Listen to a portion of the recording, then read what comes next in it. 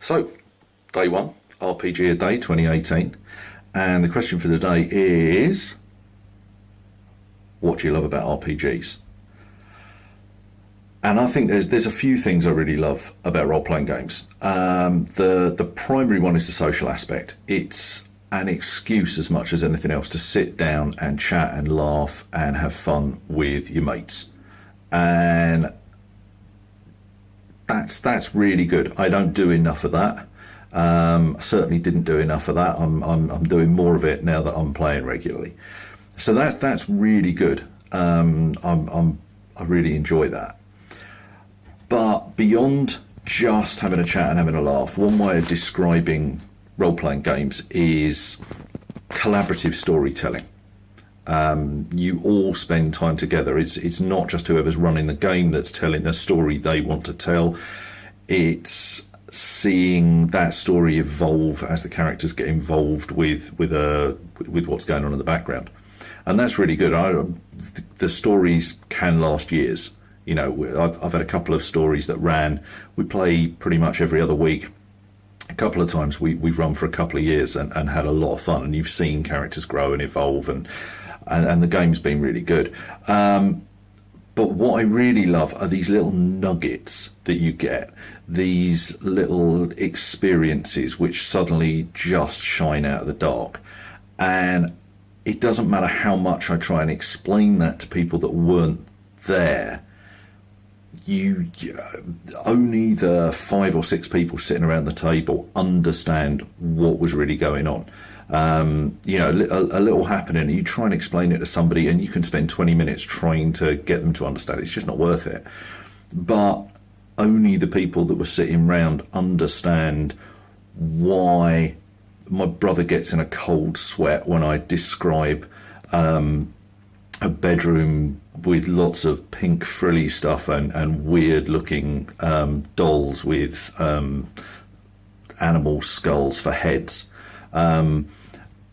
But any of the group that were playing in that particular game at that particular time remember that moment, and you remember the emotions involved in it. You remember how much fun it was. There's this little shared nugget of experience which nobody else is going to get, and that's really good. You know, I again and again and again I get those little moments, and you just think, oh yeah, no, that's great. Those are the stories you talk about for years. And they're really cool. So I think that's a big chunk of it. I also like the creativity. I love the creativity. I love spending time out of game if I'm running the game, running through little bits of the world, little bits of the storyline, little bits of what's happening, trying to work out what's going on. I can spend hours doing that. I think the only downside of it is the amount of music that I've produced since I got back into gaming's fallen off, because that creative itch that I used to scratch through music, a lot of the time I'm now scratching through games. But yeah, real creative stuff going on, both between sessions, certainly if you're running the game, I think to a certain extent if you're playing, but at sessions, little intense periods of creativity that are great. And I think the other thing that it does with me is the geeky bit of me that likes taking things apart and seeing how they work. I love mechanics which allow the game to model the real world through, relatively simple mechanics. Some of the games are fiendishly complex, but they're a damn sight less complex than the real world actually is.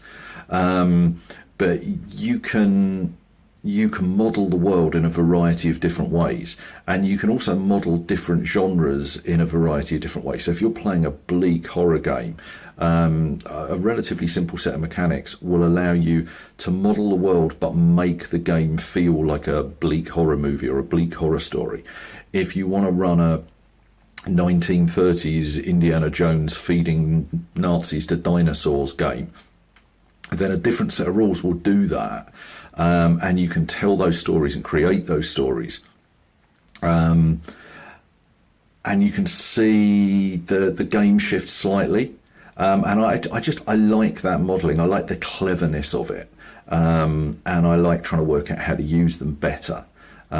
So Yeah, I think what have I said? So there's the social side of it is really good. The creative side of it is really good, and there's this kind of, I don't want to call it scientific, but this mechanical thing of how do I model the world that the game's taking place in a way that doesn't get so complicated that you're not having fun, but which at the same time allows things to be really unexpected and allows for high tension, but feels like the type of story that I'm trying to pull out.